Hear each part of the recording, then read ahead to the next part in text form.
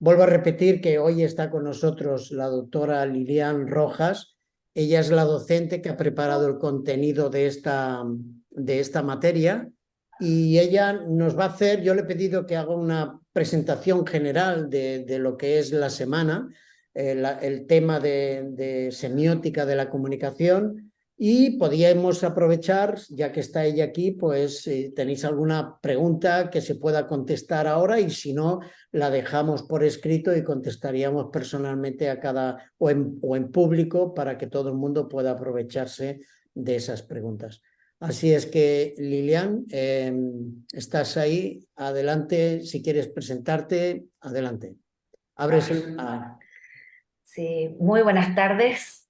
Un placer saberlos del otro lado, a un clic de distancia.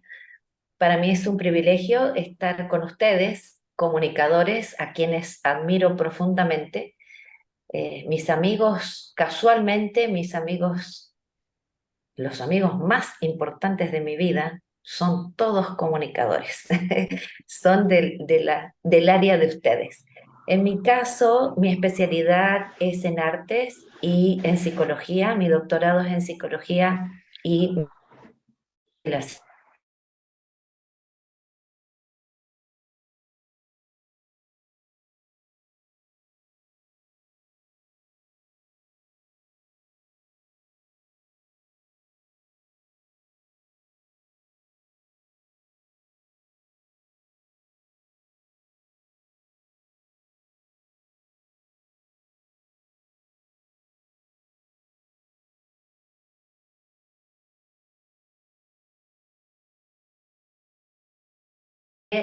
aprendemos muchísimo de ustedes y yo sé que al ser profesionales y con experiencia voy a ser altamente bendecida estando en comunicación con ustedes. A pesar de que la materia que tenía yo el anhelo de que fuera presencial o sincrónica, el sistema no lo permite. Sin embargo, estoy disponible como para acompañarlos en el proceso y ustedes hacen las preguntas por escrito y haría yo las respuestas también de manera personalizada. Eh, Además de eso, sabiendo que la semiótica es compleja en sí misma y a la vez tan apasionante que uno se enamora y ya todo lo demás le parece que no es tan brillante como la semiótica. Eh, También estamos pensando con el doctor Lerma que podría acompañar con pequeños videos los temas que se van a ir presentando.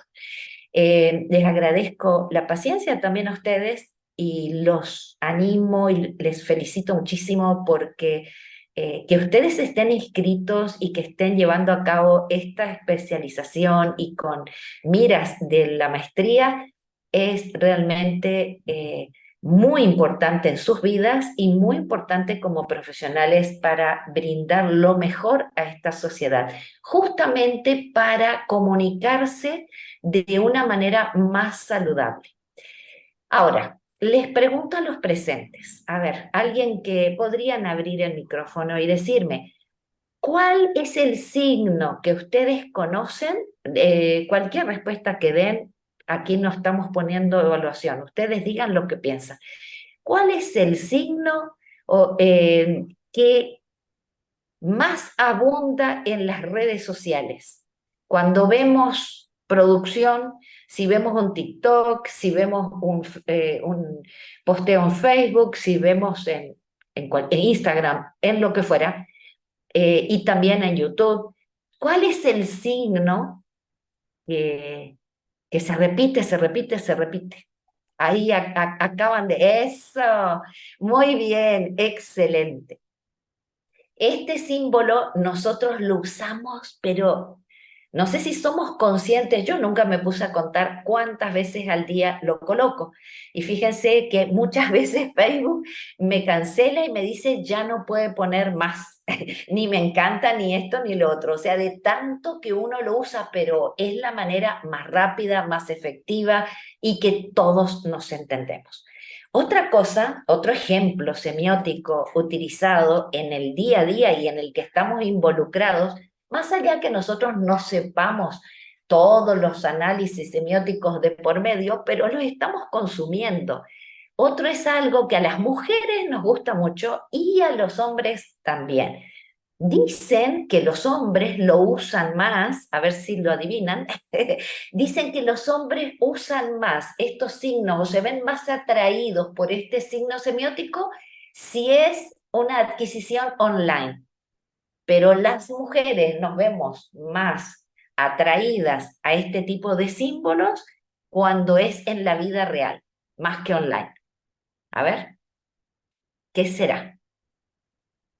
¿Qué es lo que, en qué sobresalen los hombres? Aquí tenemos varios hombres. ¿En qué sobresalen los hombres? Dice que es en adquisiciones online. ¿Pero en qué? No adquieren cualquier cosa online. ¿Qué le gusta a los hombres? ¿Esperar qué cosas? Algo en descuento. Eso.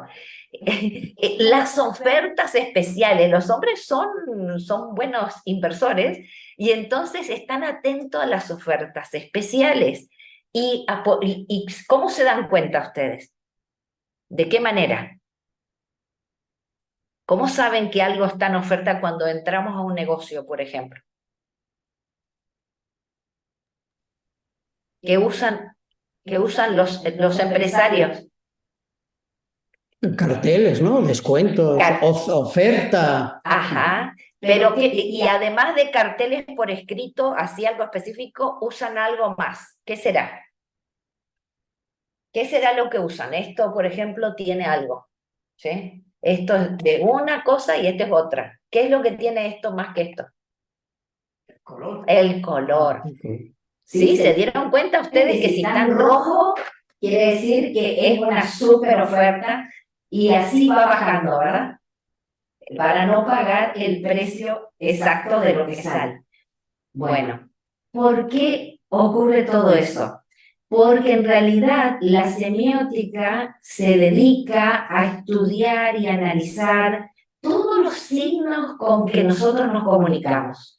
Y no existe una comunicación real, culturalmente aceptable, si nosotros no conocemos los símbolos, los signos, bueno, signos son todos, y entonces si no sabemos, por ejemplo, los signos naturales, como les puse los ejemplos en la presentación, un signo natural, para los que ya leyeron la presentación, un signo natural, por ejemplo, es cuando está tronando o hay refugios, yo sé que va a pasar qué cosa. ¿Qué va a ocurrir, supuestamente? Eso. Muchas gracias. ¿Qué va a llover? Bueno, salvo que uno viva en Nuevo León. Porque aquí, aunque truena, después no llueve. Aunque el servicio meteorológico diga que va a inundarnos, después no llueve. Pero la idea es que nosotros, mirando la naturaleza, podemos encontrar signos. Y hay otros signos, como el que dijo nuestra compañera, que son creados por los hombres, por los seres humanos, son signos artificiales. Pero todos esos signos, para que tengan sentido y puedan ser parte de esta comunicación efectiva, en realidad tienen que ser probados por consenso. Una cultura se pone de acuerdo que tal signo va a significar tal cosa. Por ejemplo, ¿quién vive en ciudad? ¿Algunos de ustedes viven en ciudades grandes? ¿Sí? Que levanten la mano alguno que viva en una ciudad así que sea grande. No sé si alcanzo a verlos. Las respuestas de ustedes. ¿Viven en el campo o en la ciudad? ¿Quiénes viven en ciudad? La tuya es pequeña. Bueno, en esa ciudad pequeña, ¿habrá algún semáforo? Natanael, muchas gracias por tu participación. Ah, bueno, es pequeña, pero hay muchos semáforos. O sea, no es tan pequeña, entonces hay las pequeñas ciudades que en realidad el tamaño es otro consenso que es cultural, porque en México, por ejemplo, una pequeña ciudad es una ciudad que para el país de donde yo vengo, en Argentina, es una mega ciudad, porque en Argentina con 5.000 habitantes ya es una ciudad, y aquí no, aquí si 5.000 habitantes no es una ciudad. Entonces vemos cómo cambian esos criterios de comunicación y significación, que a eso se dedican. Qué bueno, Natanael. Así que es muy transitadas sus calles. Por ejemplo, el semáforo, todos sabemos a esta altura, desde los niños pequeñitos lo saben, aprenden que los colores nos indican cosas. ¿Quién dijo que es así? Pues fue una convención internacional que llega a la conclusión que de esa manera nos podemos comunicar de forma que si uno viaja a otro país, a otra ciudad, los signos se mantienen con el mismo significado para que yo me pueda conducir de manera apropiada y con seguridad. Bueno, son ejemplos básicos, pero es así. La semiótica, ustedes van a ver que está relacionada, algunos relacionan y discuten si es lo mismo semiótica que semiología. Hay autores que dicen que es lo mismo, hay autores que dicen que no es lo mismo. Nosotros a esta altura en el propedéutico, en realidad vamos a aceptar que lo primero que existió fue la semiología, esa fue la primera palabra, que el estudio y análisis de los signos se llamó semiología. Eso ocurrió en Europa. Quisiera que recordaran eso, que en Europa se instaló ese concepto de la semiología. Luego, un concepto anglosajón, pero del lado de Estados Unidos, se empezó a hablar de la semiótica. En realidad es lo mismo, pero para los muy, muy, muy especialistas pueden encontrar variantes en la profundidad del análisis. Pero en el análisis general de un comunicador que no es especialista en semiótica, en realidad se trata del análisis de los signos. Una cosa que a mí me gustaría saber es si ustedes son, ¿alguno de ustedes es creyente, cree en la Biblia? ¿Ha escuchado alguna vez un sermón? Lo que llamamos sermón o... Muchas gracias, muchas gracias. Bueno, quiero contarles que a veces nosotros en la semiótica nos parece que es algo medio enredado o difícil, pero les voy a comparar porque los que creen en la Biblia, los que son cristianos, y aunque no sean cristianos, es probable que hayan ido a algún evento en alguna iglesia católica o protestante, van a ver que la autoridad de la iglesia presenta un tema. Pues cuando presenta el tema la autoridad de la iglesia, lo que está haciendo es que está comunicando. Y para comunicar, eclesiásticamente, lo que tiene que hacer es investigar, para no hablar cualquier cosa, sino que dar un mensaje coherente.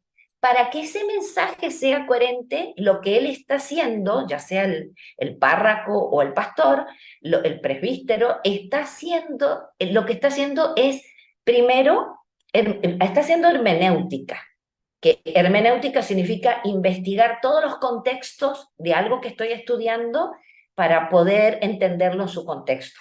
Porque, como decimos muchos, un texto fuera de contexto se puede transformar ¿en qué? A ver, contésteme ahí en el grupo. ¿En qué se transforma? Eso, en un pretexto. Muy bien.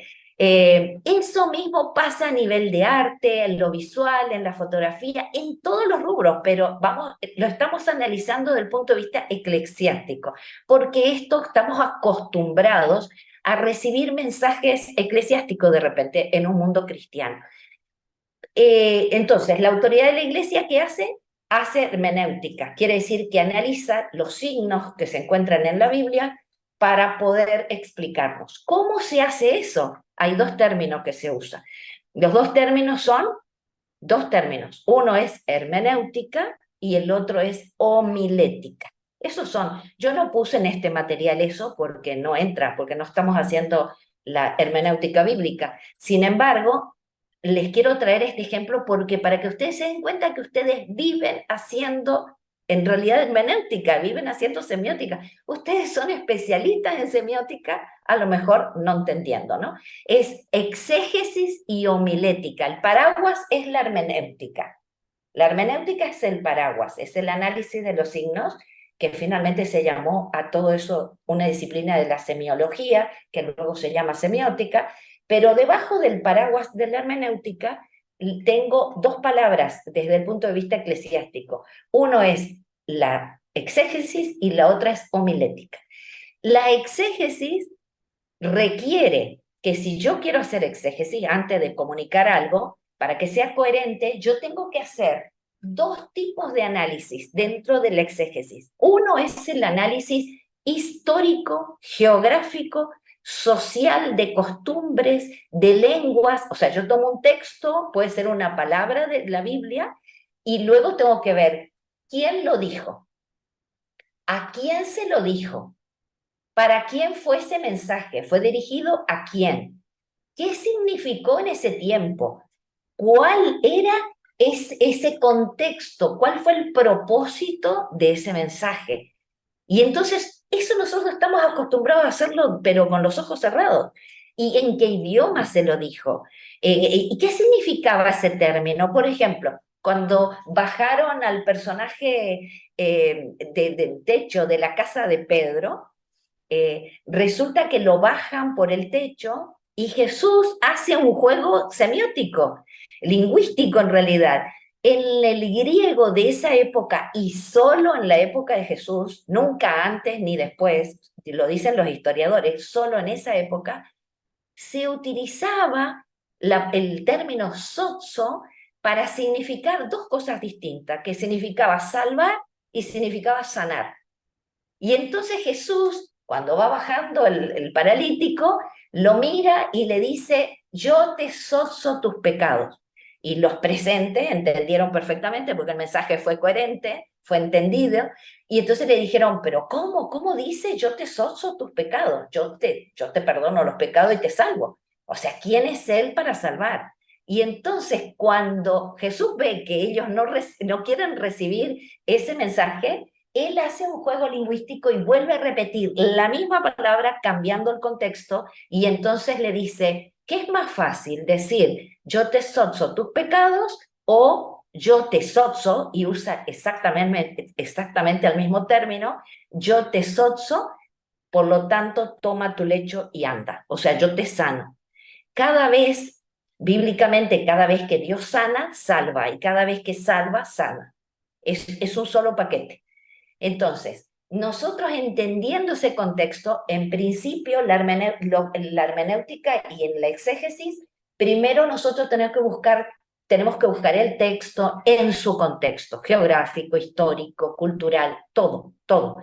Y luego la exégesis pide algo más, pide que nosotros comparemos ese texto, esa palabra puede ser, ese término, lo comparemos con lo que hay en toda la Biblia para ver si en otros lugares se entiende de otra manera. Eso todo entra en el paraguas exacto de la hermenéutica.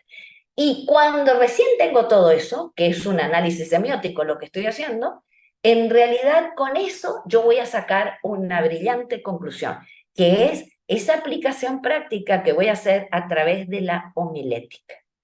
Entonces, este ejemplo nos enseña que nosotros hemos estado consumiendo todo el tiempo hermenéutico, análisis hermenéutico, y a la vez nosotros también hacemos homilética, ¿sí? Inclusive leemos abundantemente lectura, que es una lectura propia en nuestra iglesia adventista, y que tiene muchísima homilética de por medio. Quiere decir una aplicación práctica para el aquí y ahora, de para qué me sirve ese texto. Como dijo uno de los compañeros, ¿para qué sirve?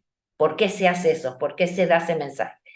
Lo mismo, exactamente lo mismo, pero sin usando hermenéutica al paraguas, pero ya no usando la palabra exégesis y homilética, que son exclusivas de la teología, pero exactamente lo mismo es lo que hacemos nosotros cuando nos acercamos a un signo, que un signo puede ser natural, que vemos en la naturaleza, nosotros no lo inventamos, pero lo percibimos y las culturas se ponen de acuerdo, si pasa esto, como el trueno, es porque va a llover, ¿sí? O puede ser creado, como en el caso del semáforo, que en las distintas culturas nos hemos puesto de acuerdo con una convención de que ese signo es un signo de protección, de resguardo, de respeto, y que por lo tanto legalmente hasta hay penas si uno no lo cumple, si no entiende el signo. Es como que todo el mundo entendemos ese signo. Con esta introducción lo que quiero animarlos es que en las diapositivas que fui colocando, voy a empezar de atrás para adelante. Las preguntas que están en el examen son preguntas que en las diapositivas se comprenden de manera fácil, son conceptos básicos y que están en la diapositiva está claramente definido de qué se trata. Ahora, es cierto que he colocado diapositivas donde simplemente se están dando ideas y se están hablando conceptos y se mencionan términos. Es que es tan rica la semiótica que como esto es un pantallazo, yo quise hacer como si fuera una lluvia de ideas, tirar un montón de palabras para que ustedes por lo menos sepan. A lo mejor algunos de ustedes que me está escuchando o varios de ustedes son especialistas en semiótica, pero otros quizás no, a lo mejor es su segundo, tercer encuentro o primero. La idea es que ustedes tengan ganas de investigar más de esto y que ustedes encuentren en algunos términos y conceptos que he colocado allí la punta del ovillo para seguir investigando y quizás, ojalá, que es lo que a mí me pasó con la semiótica visual, especializarse en lo que ustedes realmente se quieren especializar. Es cierto que abundé en algunos términos que a lo mejor podría haber hecho mucho más resumido y no mencionar una serie de términos. Sin embargo, quería que ustedes supieran que en la semiótica se habla de eso. Y estoy abierta a que ustedes manden sus preguntas y contestar las preguntas y acompañar a los que necesiten acompañamiento más directo para que disfruten de esto que la verdad es como el refulgor así de una estrella, porque la semiótica es algo que en las carreras de literatura se estudia 7 semestres como mínimo, eh, y aquí estamos viéndolo en 7 minutos, en 7 días, ¿no? Si vamos a lo bíblico, 7 días son segundos en la eternidad. Entonces, los invito a disfrutar por lo menos de nuevos conceptos, a acercarse y a preguntar lo que no entienden, porque es algo maravilloso tener la opción de compartir y a mí me va a bendecir que ustedes lo hagan. En resumen, la semiótica nos ayuda a saber cómo funcionan los signos y cómo interpretarlos. Hay signos que son súper conocidos y otros no tantos. A lo mejor algunas culturas tienen, a mí me gusta siempre indagar, y como la cultura oriental actualmente en las redes tiene mucha fuerza, es bueno saber, y bueno, ¿qué significa eso en Corea o qué significa en Japón, etcétera? Porque entonces uno entiende el mensaje, de lo contrario se queda simplemente con una frase y no sabe el trasfondo, el contexto. Siempre debo buscar el contexto para entender y que no sea un pretexto lo que entiendo. En el análisis que presenté mencioné algunos autores y entre esos autores son mínimos autores porque son centenares de autores, pero un autor como Ferdinand Saussure, fue el que inició la semiología, tenía que mencionar su nombre.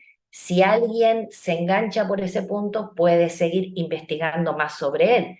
En realidad, él decía que la semiología, él no hablaba de semiótica, en ese entonces todavía el término no se utilizaba así, acuérdense que fue en Europa que inicia el término semiología, y él mencionaba que la semiología es una ciencia, que es una ciencia general, que en realidad abarca todos los sistemas de signos, de símbolos, y a través de eso todos los seres humanos nos comunicamos.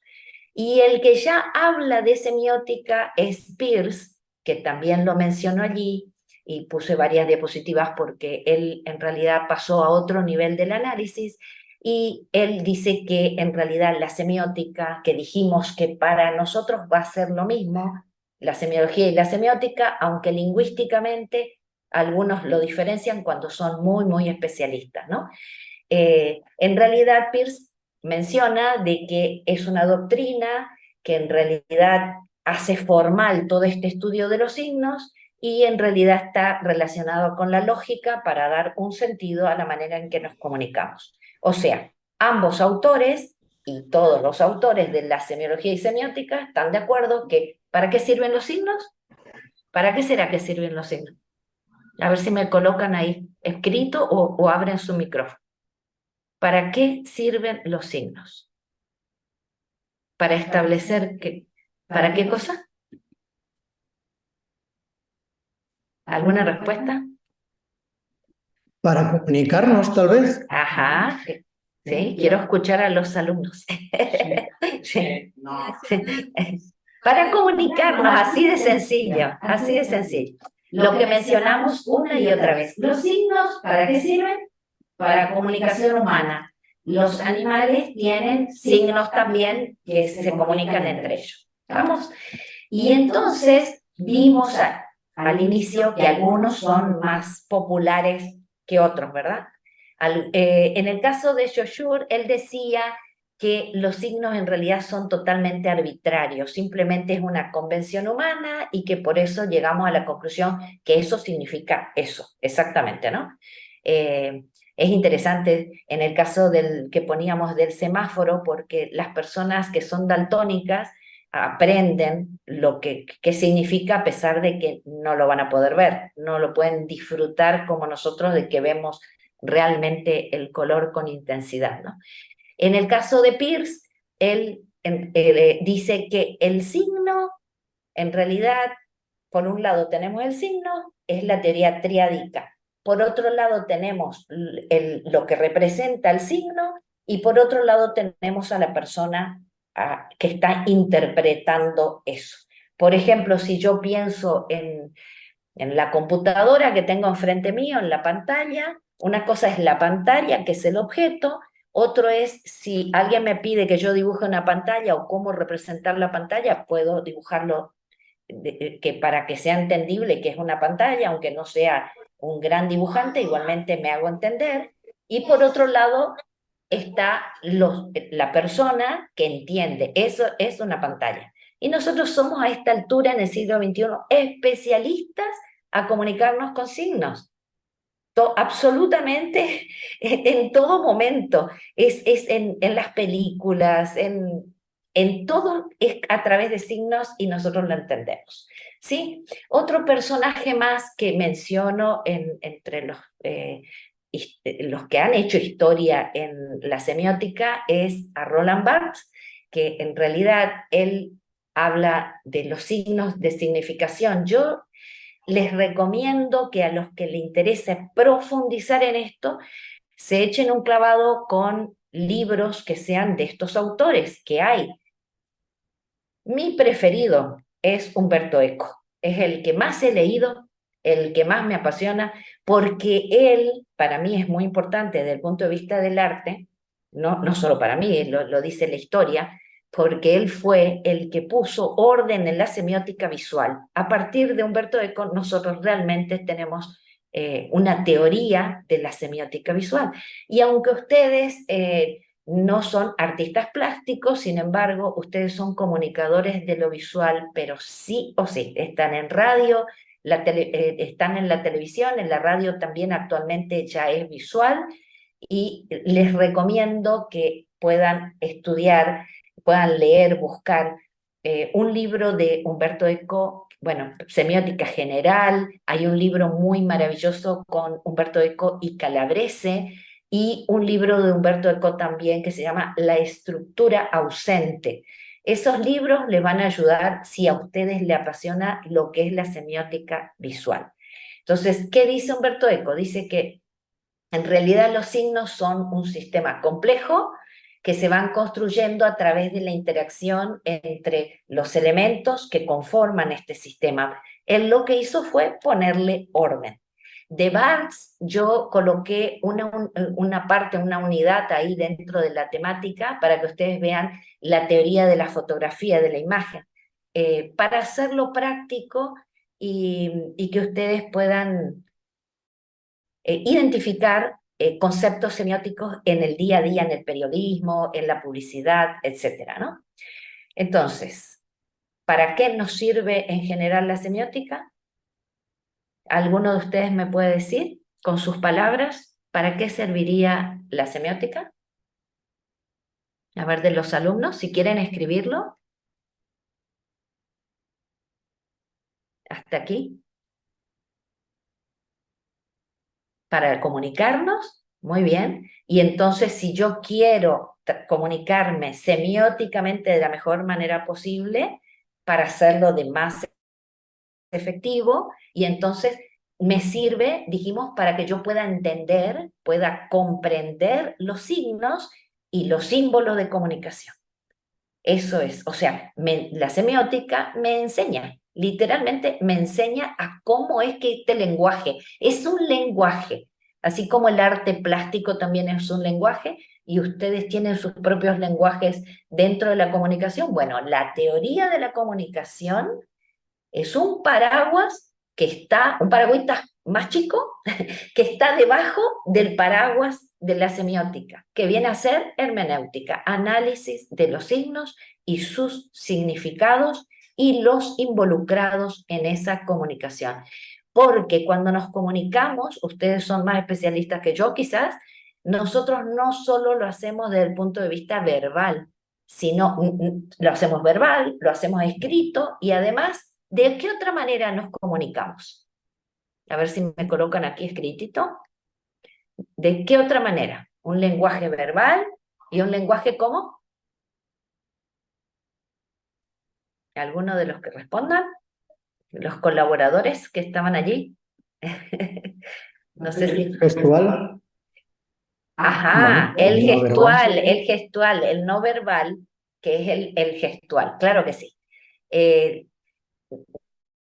Me imagino que todos nosotros fuimos niños alguna vez y desde niños amábamos los cartoons, las caricaturas, y las caricaturas muchas veces no dicen nada, pero vemos, o sea, no dicen nada escrito, a lo mejor hay sonidos onomatopéyicos que de paso son signos, ustedes lo tienen en su material, los sonidos onomatopéyicos, y nosotros los identificamos culturalmente, sabemos lo que significa. A veces cambia según la cultura, pero en realidad nosotros, aunque sea que diga, ¡ay, boom! Y zoom, y lo que fuera, plop, y nosotros sabemos lo que significa.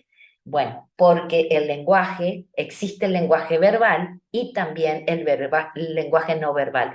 Lo interesante es que la mayor parte de lo que nosotros en realidad aprendemos de la vida y la mayor parte de nuestra comunicación no es verbal, no es verbal. Un 70%, y algunos dicen mucho más, 75% dicen los que menos dicen, por ciento es no verbal. Algunos dicen que es el 87%, pero pongámosle 95% es no verbal. Por lo tanto, es importante conocer esos signos no verbales. Conocerlos para poder hacer qué, para poder leer las publicidades, para poder leer el arte, para poder leer el día a día, y yo creo que para poder comunicarnos hasta con alegría, diría yo, porque cuanto uno más sabe estas cosas, si uno sabe del lenguaje de microexpresiones, del lenguaje no verbal, del tono de la voz, etcétera, etcétera, entonces uno puede comunicarse con alegría, mejor, más saludable y más efectivo, por supuesto. ¿Estamos más o menos para hacer ¿puedo hacer un cierre?